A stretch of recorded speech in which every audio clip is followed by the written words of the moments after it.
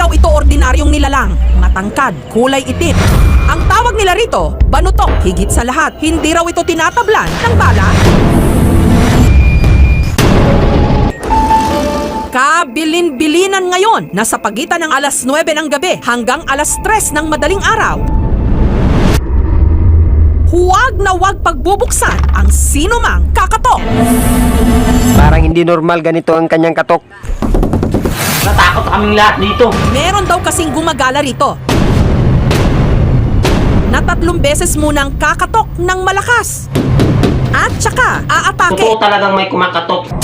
Ang mukha niya parang mumo. Ang una raw biniktima ng mga banutok ang bahay ng pamilya Kasan. Alas 12 ng madaling araw daw, nito lang January 16. Nung nakarinig si Ahmad ng 3 malalakas na katok. Totoo talagang may kumakatok. Naglak kami ng pintuan, baka makapasok. Handa pa naman ang kamay ko para manuntok. Pero ibang tao pa ang natakot. Tumakbo ako nun kasi akala ko suntukin niya ako. Hindi nagamit ang kamay ko para manuntok dahil nakita ko sa mukha niya na hindi siya natatakot. Kaya kinuha ko na lang ang baril ko para magpaputok. Pero hindi tinablan ang walang hiyang banutok. Hindi raw ito tinatablan ng bala. Doon na napansin ni Ahmad na may gustong pumasok sa kanilang bahay. Parang hindi ako makabangon. Gusto kong sumigaw pero walang busis na lilitaw. Nakabuka ang aking bunganga pero walang buses o salita, kaya wala sila sa akin nakuhang balita. At nung nakabangon na ako, dahan-dahan ako papunta ng pinto. Tapos bigla ko na lang nakita na parang mumo.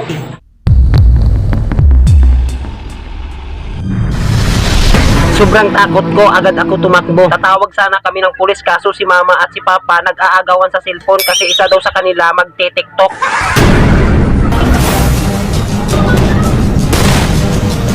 Si Ahmad, sinugod daw ng nangatok. Nasuntok ako dito sa gilid at itinapon ako sa paligid. Tapos napansin ko ang kamay niya na parang madulas na parang may grasa. Mabuti na lang nagising ang mama ko at ang mga pamangkin ko at bumaba sila papunta sa akin. Ang banutok, mabilis daw na nakatakas at naglaho. Ang bilis niyang mawala, parang hula. Sa takot, maaga nang kumakain at nagsasara ng kanilang bahay, sina Ahmad. Ano lang ang pagkatok nyo? Naglagay ka agad sa utak ko na Tama yun ang sinabi ni Jinky na kung anong style ang pagkatok nila. Napasok daw tuloy sa isip niya na akala niya ay style lang na parang busina challenge. Yung katulad sa mga tumutugtog na sasakyan.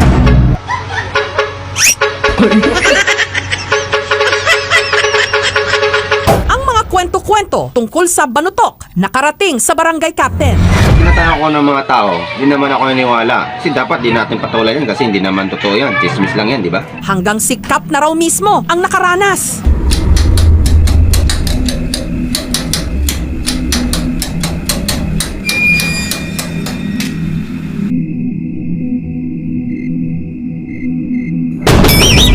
Talagang gulat na gulat ako nun dahil sa sobrang lakas ng tulak niya. At nung sinilip ko, wala namang nakitang manutok, umumo.